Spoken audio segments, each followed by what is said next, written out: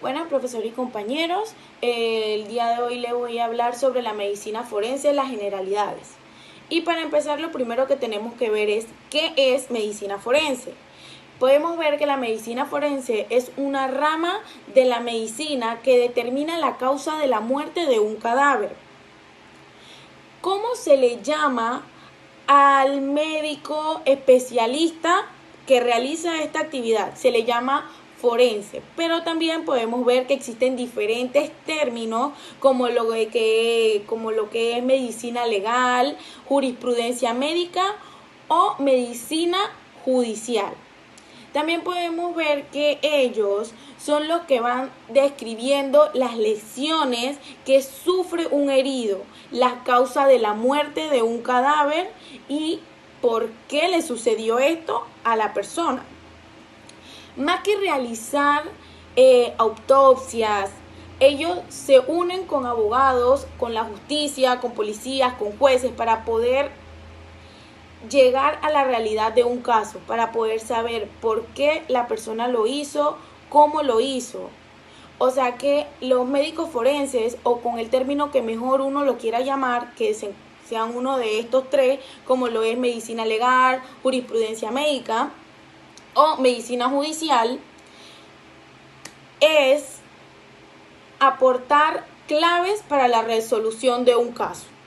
Podemos, ya que vimos qué es la medicina forense, quién es el especialista, podemos irnos a ver cómo nace esta gran rama. Nos vamos a remontar a lo que es la época antigua. Y en la época antigua nos vamos a ir a la Mesopotamia, donde podemos ver las leyes del Ur-Namum, que son las más antiguas de esta época, y ellas se basan en la responsabilidad médica.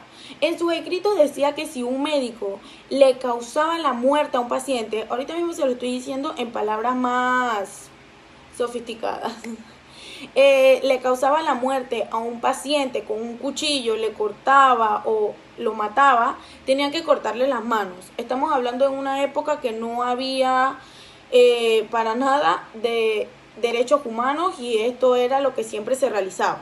También podemos irnos a Egipto, donde vemos los papiros Calum, los de Lexus, los de Esteban, que describían las técnicas de conservación de un cadáver. Nos vamos para Grecia, donde vamos a ver a dos personajes que son Platón, que hacía referencia a la conservación de un cadáver, Hipócrates, Hipócrates escribió el libro de... Buenas tardes, mi nombre es Naileni Flores y mi tema es la tanatología. La tanatología es la rama de la medicina forense que se encarga del estudio de la muerte, sus modificaciones y de encontrarle sentido a la misma. Tanatología proviene del griego thanatos, que significa muerte, y logos, que significa estudio. A su vez, la muerte es la cesación total y definitiva de las funciones vitales del organismo. Hay procesos legales relacionados con la tanatología y estos son la exploración clínica, que es para determinar la vida o muerte de una persona, el levantamiento del cadáver y la autopsia médico-legal por ordenamiento judicial. Etapas de la muerte. Estas son agonía, muerte clínica y muerte biológica. La agonía es un estado de lucha entre la vida y la muerte. Se perciben las cosas por los sentidos, mirada fija, después el ojo pierde brillo, la nariz afilada por pérdida de sangre y la piel sudorosa, además de palidez. Su duración depende de la enfermedad. La muerte clínica es la detención del latido cardíaco y de la respiración, pero no se producen lesiones en las células cerebrales. Esta muerte también se le conoce como muerte aparente. La muerte biológica no comienza de manera simultánea, sino que comienza en las células cerebrales y se extiende al resto de ellas. Tipos de muerte. Está la muerte súbita, la muerte violenta y la muerte aparente. La muerte súbita, o también llamada muerte repentina, es la que sobreviene de una manera inesperada y sin causa aparente durante un estado de salud que parecía bueno. La muerte violenta también acontece a una persona con un estado de salud aparentemente bueno, pero hay una causa extrema o exterior que establece una causa-efecto entre un traumatismo y la muerte. Muerte aparente, que ya fue mencionado anteriormente, es un estado de inmovilidad corporal y de insensibilidad absoluta y puede ser confundida con un estado de muerte real. Los procesos de la muerte pueden confirmar definitivamente la muerte y sirven para darnos aproximadamente la hora de la misma. Estos son 4 y son el enfriamiento, la rigidez cadavérica, la lividez o hipostasias y la putrefacción. Estos se aceleran o se retrasan en base al clima, al medio ambiente, a la vestimenta, a la causa de la muerte, entre otras. Muy buenas tardes, profesor y compañeros. Mi nombre es Jamie Lee Cruz y el día de hoy les hablaré sobre las heridas y medicina forense. Los tipos de heridas que tenemos en medicina forense son por arma de fuego, por arma blanca y por accidente de tránsito. Por arma de fuego tenemos el anillo de enjugamiento, el anillo de contusión, el orificio de entrada y el orificio de salida. Anillo de enjugamiento. Es conocido como la zona de Fish. Es un anillo que se produce por la limpieza que hace la piel y los residuos de pólvora que trae el proyectil. El anillo de contusión también es conocido como la zona de Toy Knot. Es un collar apergaminado de la Kazan o un anillo collarete evasivo de Bilbert. La morfología de las heridas por arma de fuego. Está la herida de entrada, que es la lesión que se produce cuando el proyectil entra al tejido y genera una cavidad temporal. La herida de salida no siempre tiene una herida de salida. Y en ocasiones pueden existir varias heridas de salida debido a la fragmentación que provoca el proyectil. Y también está la herida interna, que son las lesiones que causan principalmente las heridas de arma de baja velocidad. Luego tenemos las heridas por arma blanca. Están las heridas punzopenetrantes, las heridas cortantes, las heridas lineales, las heridas de colgajo, las heridas mutilantes, las contusas y las post-mortem. Las heridas punzopenetrantes son producidas por instrumentos que constan esencialmente de una hoja terminada en punta agujada y de 1 o 2 bordes cortantes. Las cortantes son aquellas producidas por instrumentos aplanados y tienen 1 o 2 bordes cortantes. Las lineales son producidas por un instrumento cortante que penetra perpendicularmente la superficie corporal sin llegar a separar completamente del resto del cuerpo. Herida en colgajo. Es cuando el arma cortante penetra en dirección oblicua hacia el cuerpo. Buenas tardes, profesor y compañeras. Mi nombre es Joana Brenes Rivera, con cédula 208-1506-79. El día de hoy les voy a hablar de dos temas importantes de la medicina forense, los cuales son lesiones por arma blanca y accidentes de tránsito. En las lesiones de arma blanca estaré hablando de tipo de arma y tipos de herida, y accidentes de tránsito, fases y traumatismo de estos elementos. En lesiones por arma blanca son elementos de diversas formas aguzadas de uno o más bordes afilados.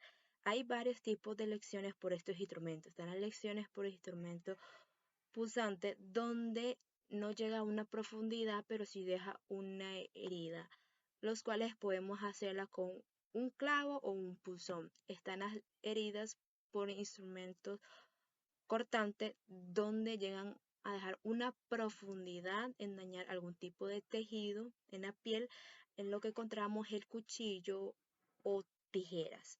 También están las heridas por instrumentos punzocortantes, donde llegan a una profundidad en dañar un órgano vital, donde podemos encontrar un cuchillo o una espada. También están las heridas contundentes, donde la persona busca agredir con mayor fuerza a una persona, donde podemos encontrar el tipo de arma como hachas o rastrillos. También hay heridas lineales, heridas múltiples y heridas atípicas. Las heridas lineales son con un corte perpendicular donde llega a una profundidad. Las múltiples son heridas con dejar gravedad, puede ser tipo colgante, donde dejan cierta parte sin cortar de la piel. Y las atípicas, donde pueden haber estructuras en la piel de algún objeto que hayan usado al herir a una persona. Vamos con accidentes de tránsito, que es un suceso que sucede entre un vehículo que tenga contacto con un peatón o un sectores. Hay fases donde la gravedad de este suceso. Está la fase de choque, donde el vehículo hace contacto con la persona al no saber manejar la velocidad o no haberla visto por distracciones. Está la fase de caída, donde la persona al tener contacto con el vehículo cae de una forma, de una altitud, o puede causarle la muerte. Muy buenas tardes, profesores y compañeros. Mi nombre es Kimberly Quiñón y hoy les voy a hablar sobre heridas por arma de fuego. Una herida por arma de fuego es un tipo de traumatismo causado por agresión de un disparo de un arma de fuego, tales como armas ligeras, pistolas revólver, escopeta y metralladoras. Heridas de entrada. Las heridas de entrada es el punto donde una bala hace impacto y penetración constructiva y crea por lo general una herida por bala. Es posible que la bala se fragmente antes de chocar con el cuerpo o bien puede atravesar extremidades en su trayectoria, causando una bala varios orificios que van a provocar al individuo una muerte instantánea o heridas graves. Los orificios de entrada. La forma característica de una herida de bala es ovalada o redonda. Los orificios causados por disparos de corta distancia o de contacto suelen dejar un orificio de forma estrellada, mientras que los disparos más distantes toman los orificios de entrada en forma de ojal. El grado de elasticidad de los tejidos que contacta la bala condiciona el tamaño del orificio de entrada, de tal manera que este puede ser el mismo tamaño o menor o mayor que la bala misma. El orificio de salida es originado por un proyectil de fuego de finalidad. Su trayecto en un cuerpo es irregular y está mal definido. En varias ocasiones es impredecible su localización, y esto es por el probable choque con las partes del cuerpo puede ser el hueso. Aquí les voy a mostrar los orificios de entrada, los orificios de salida. Como pueden ver, las formas. Muchas gracias. Buenas tardes, profesor y compañeros. Mi nombre es Lisbeth Cerón, con cédula 8-835-1206. En la tarde de hoy voy a hablarles sobre el sistema de identificación. El sistema de identificación son el conjunto de técnicas implementadas para lograr la individualización de las personas, ya sea viva o muerta. Es el proceso fundamental para el estudio forense. En estas técnicas podemos encontrar la dactiloscopía, la craniometría, podemos encontrar la antropología, podemos encontrar el retrato hablado, la odontología forense, el ADN. Podemos ver también la pelmatoloscopía. Como sabemos, cada persona tiene una identificación propia. En este caso, cada niño que nace se le toma la planta del pie como huella al nacer. Esa planta del pie es la muestra de ese niño, de su sistema de identificación propia. También podemos saber cuando un padre tiene duda de que aquel niño que viene en camino sea suyo. ¿Y qué se logra en este caso? ¿Cómo esa persona puede comprobar la identificación de ese niño con una prueba de ADN? Es aquella prueba que se realiza con muestras, ya puede ser cabello, puede ser mediante la sangre o saliva. Pueda detectar ese padre que ese niño que acaba de nacer es suyo. Mediante genes, ahí se puede reconocer que la criatura es hija del padre. También podemos conocer en odontología forense cuántos años tenía esa persona muerta, porque esto ya se utiliza ya cuando las personas están muertas, que aparecen cuerpos ya sea calcinados o cuerpos en estado putrefactos. Podemos reconocer mediante la odontología forense qué cantidad de años tenía esta persona. Mediante sus dentaduras podemos reconocer eso. El retrato hablado nos sirve para muchos casos, para muchos delitos, ya sea violación, sea robo, puede ser también homicidio, que los testigos pudieron ver a la persona y esos testigos o esa víctima, en el caso de una violación o de un robo, puede decir y puede identificar a su agresor mediante un retrato hablado, porque cada persona tiene algo individual, algo propio. Aquí podemos ver la antropología. Es cuando se utilizan los huesos, los óseos, para determinar quién era la persona. Cuando se encuentran cadáveres, también utilizamos esto. Aquí está la cronometría, cuando se utiliza el cráneo en sí para saber quién era la persona también. Y como podemos ver, la dactiloscopía es mediante las huellas dactilares. Aquí podemos reconocer quién es la persona, porque cada persona tiene una huella dactilar propia.